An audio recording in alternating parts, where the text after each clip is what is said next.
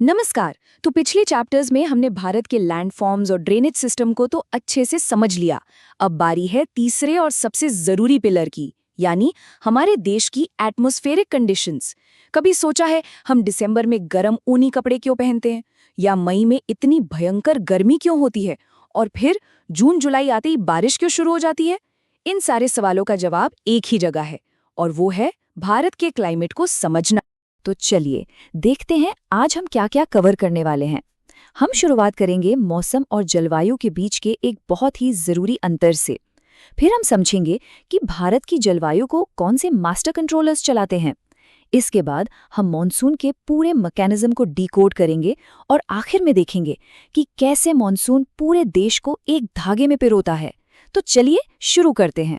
ठीक है, तो सबसे पहले दो ऐसे शब्दों का फर्क समझना बहुत जरूरी है जिन्हें हम अक्सर एक दूसरे की जगह इस्तेमाल कर लेते हैं। ये शब्द हैं वेदर और क्लाइमेट। इसको ना जरा ऐसे समझिए। वेदर यानी मौसम, वो है जो आप आज पहनते हैं, आपकी टी शर्ट जो रोज बदल सकती है। आज धूप है, कल बादल छाए हैं, ये सब मौसम है, शॉर्ट टर्म है। वहीं क्लाइमेट यानी जलवायु आपकी पूरी अलमारी की तरह है। ये लंबे समय का पैटर्न है जो बताता है कि आपके पास किस तरह के कपड़े हैं। ये 30 साल से भी ज्यादा के मौसम का एवरेज होता है। जैसे हम कहते हैं राजस्थान का क्लाइमेट सूखा और गर्म है। भारत की जलवायु को हम एक खास नाम से जानते हैं, मॉनसून टाइप क्लाइमेट। पता है ये शब्द कहाँ से आया? ये अरबी शब्द मौसम से लिया गया है, जिसका मतलब होता है सीजन या ऋतु। पर इसका असली ज्योग्राफिकल मतलब है एक साल के अंदर हवा की दिशा का पूरी तरह से पलट जाना, मतलब 180 डिग्री का यू टर्न। 6 महीने हवा एक तरफ से आती है और अगले 6 महीने ठीक उसकी उल्टी दिशा से। यही वो मैजिकल स्विच है जो भारत के मौसम का पूरा खेल बदल देता है। तो सवाल ये उठता है कि आखिर कौन सी चीजें हैं जो भारत के क्लाइमेट को कंट्रोल करती हैं? इन्हें हम मास्टर कंट्रोलर्स भी कह सकते हैं। चलिए एक एक करके इन सभी फैक्टर्स को देखते हैं। सबसे पहला है लैटिट्यूड यानी अक्षांश। कर्क रेखा यानी ट्रॉपिक ऑफ कैंसर हमारे देश के लगभग बीच से गुजरती है। इससे भारत का दक्षिणी हिस्सा गर्म ट्रॉपिकल जोन में आता है और उत्तरी हिस्सा सब ट्रॉपिकल जोन में। दूसरा है एल्टीट्यूड यानी ऊंचाई। ये तो सिंपल है, जैसे जैसे हम पहाड़ों पर ऊपर जाते हैं तापमान कम होता जाता है। इसीलिए दिल्ली में गर्मी होती है तो शिमला में मौसम कूल रहता है। और हाँ, हिमालय, ये सिर्फ एक पहाड़ नहीं, ये भारत का बॉडीगार्ड है। ये सेंट्रल एशिया से आने वाली बर्फीली हवाओं को रोक लेता है, वरना सर्दियों में पूरा उत्तर भारत जम जाता। तीसरा है प्रेशर और विंड सिस्टम, जो मॉनसून का असली इंजन है। इसे हम आगे समझेंगे। चौथा, समुद्र से दूरी। मुंबई में साल भर मौसम लगभग एक जैसा रहता है, न ज्यादा गर्मी न ज्यादा सर्दी। लेकिन दिल्ली में यहाँ कड़ाके की सर्दी और भयंकर गर्मी पड़ती है।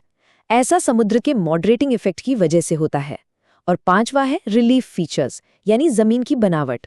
ऊंचे पहाड़ जैसे वेस्टर्न घाट्स मॉनसून की हवाओं के लिए दीवार बन जाते हैं। हवाएं इनसे टकराकर एक तरफ, जिसे विंडवर्ड साइड कहते हैं, खूब बारिश करती हैं। और पहाड़ के दूसरी तरफ लीवर्ड साइड पर जब हवा पहुंचती है तो वो सूखी हो चुकी होती है, इसीलिए वहां बारिश नहीं होती। इसे कहते हैं रेन शैडो एरिया।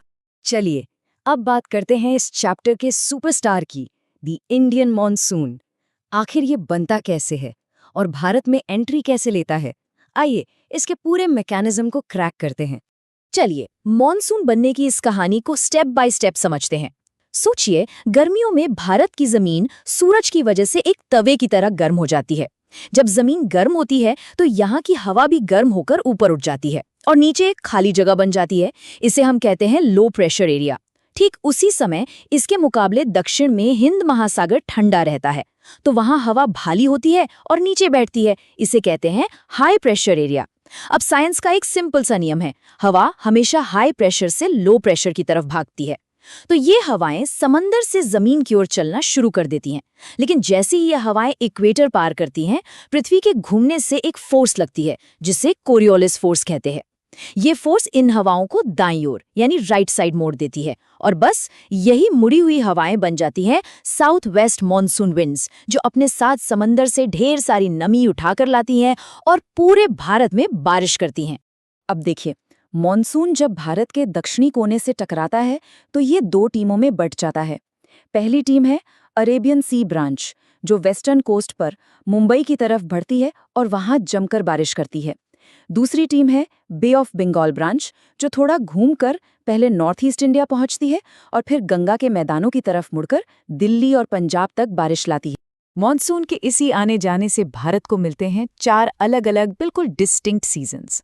चलिए इन चारों मौसमों की साइकिल को करीब से देखते हैं। शुरुआत होती है कोल्ड वेदर सीजन यानी सर्दियों से, जो नवंबर से फरवरी तक चलती हैं। इसकी खास पहचान है वेस्टर्न डिस्टर्बेंसेस से होने वाली महावत बारिश। फिर मार्च से मई तक आती है हॉट वेदर सीजन यानी गर्मियाँ, जिसमें चलती है गर्म हवा लू, आते हैं काल बैसाखी जैसे तूफान और होती है मैंगो शावर।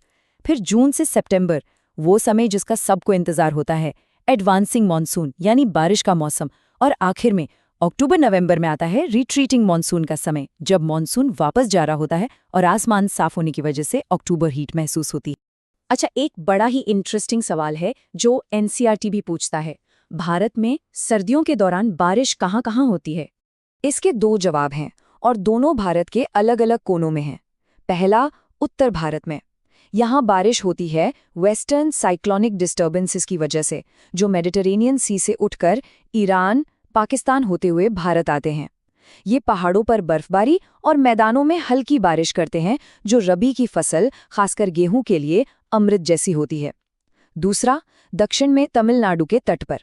यहाँ बारिश लौटते हुए मॉनसून यानी नॉर्थ ईस्ट मॉनसून की हवाओं से होती है। ये हवाएं बंगाल की खाड़ी से नमी उठाती हैं और तमिलनाडु के कोस्ट पर बारिश कर देती हैं। लेकिन मॉनसून की एक और खास बात यह है कि ये हर जगह एक जैसा नहीं बरसता। इसकी बारिश में बहुत भेदभाव है। कहीं बाढ़ आ जाती है तो कहीं सूखा पड़ा रहता है। चलिए इस अनइवन डिस्ट्रीब्यूशन को समझते हैं। ये मैप देखिए, ये असल में रंगों में भारत की कहानी बता रहा है। एक तरफ मौसिनराम जैसा इलाका है जहां दुनिया में सबसे ज्यादा बारिश होती है, और दूसरी तरफ जैसलमेर है जहां बहुत ही कम। ये दिखाता है कि मॉनसून कितना सिलेक्टिव हो सकता है। तो सबसे ज्यादा बारिश वाले इलाके हैं वेस्टर्न कोस्ट और नॉर्थ ईस्ट इंडिया। क्यों? क्योंकि यहाँ ऊंचे पहाड़ यानी वेस्टर्न घाट्स और पूर्वांचल हिल्स मॉनसून की हवाओं को रोक लेते हैं। वहीं सबसे कम बारिश वाले इलाके हैं वेस्टर्न राजस्थान और लद्दाख। राजस्थान तक पहुंचते पहुंचते हवाओं की नमी लगभग खत्म हो जाती है, और लद्दाख तो हिमालय का रेन शेडो एरिया है, मतलब एक ठंडा रेगिस्तान। एनसीईआरटी में एक बहुत ही खूबसूरत और कॉन्सेप्चुअल सवाल है, मॉनसून को एक एकता का सूत्र यानी अ यूनिफाइंग बॉन्ड क्यों कहा जाता है? जरा सोचिए, मॉनसून वो धागा है जो पूरे भारत को एक साथ पिरोता है। ये हमारे किसानों का एग्रीकल्चरल कैलेंडर तय करता है। हमारे ज्यादातर त्योहार इसी मौसम के साइकिल से जुड़े हैं। ये हमारी नदियों को पानी देता है, और सबसे बढ़कर कश्मीर से लेकर कन्याकुमारी तक हर कोई बेसब्री से इसके आने का इंतजार करता है। ये जो एक साथ इंतजार करने की भावना है, ये जो उम्मीद है, यही तो हमें एक बनाती है। तो मॉनसून सबको जोड़ता तो है, पर इसकी एक और पहचान भी है, और वो है इसका अनिश्चित यानी अनसर्टेन होना। ऐसा क्यों कहते हैं? क्योंकि मानसून हर साल अपना वादा नहीं निभाता। कभी ये जल्दी आता है, कभी देर से। कभी बहुत ज्यादा बरसता है तो बाढ़ आ जाती है, तो कभी बहुत कम बरसता है तो सूखा पड़ जाता है। ये जो इसकी अनिश्चितता है, इसी वजह से भारतीय कृषि को मॉनसून का जुआ भी कहा जाता है। चलिए अब इस पूरे चैप्टर का एक क्विक 1 शॉट रिवीजन कर लेते हैं, ताकि सारे इंपॉर्टेंट पॉइंट्स आपके दिमाग में एकदम सेट हो जाएं। याद रखना है, क्लाइमेट एक लॉन्ग टर्म वेदर पैटर्न है, और भारत का क्लाइमेट मॉनसून टाइप है। इसको कंट्रोल करने वाले मेन फैक्टर्स हैं latitude, altitude, pressure and winds, समुद्र से दूरी और रिलीफ। मॉनसून का मतलब है हवाओं का सीजनल रिवर्सल। भारत में 4 सीजन्स हैं। सर्दियों की बारिश नॉर्थ में वेस्टर्न डिस्टर्बेंस और तमिलनाडु में नॉर्थ ईस्ट मॉनसून से होती है। बारिश का डिस्ट्रीब्यूशन बहुत अनइवन है, और आखिर में मॉनसून भारत के लिए एक यूनाइटिंग बॉन्ड का काम करता है। इन कीवर्ड्स को जरूर याद रखिएगा, ये आपके आंसर्स को बहुत स्ट्रांग बनाएंगे। और इस पूरी बात को एनसीईआरटी की किताब एक लाइन में इतनी खूबसूरती से कहती है, भारतीय परिदृश्य, यहाँ के पशु और वनस्पति जीवन, इसका संपूर्ण कृषि कैलेंडर और लोगों का जीवन, सब कुछ इसी मॉनसून की घटना के इर्द गिर्द घूमता है। ये लाइन मॉनसून की इंपॉर्टेंस को पूरी तरह से समेट लेती है। तो ये सारी बातें हमें एक बहुत ही दिलचस्प सवाल पर लाके छोड़ देती हैं। किसी जगह का क्लाइमेट और खास तौर पर वहां होने वाली बारिश, ये कैसे तय करती है कि वहां कौन से पेड़ पौधे उगेंगे और कौन से जानवर रहेंगे? क्यों राजस्थान में हमें ऊंट मिलते हैं और केरला में हाथी? इस पहेली को हम सुलझाएंगे अपने अगले चैप्टर में। तब तक इसके बारे में सोचते रहिए।